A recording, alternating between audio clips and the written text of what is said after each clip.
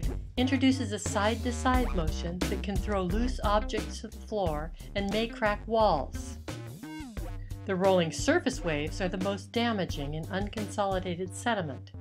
As surface waves enter the sedimentary layer, they slow down and increase in size, causing buildings to roll. If not engineered for the motion, they can crack and tumble. But even a well-engineered building can sink during the shaking and liquefaction of underlying wet sediment.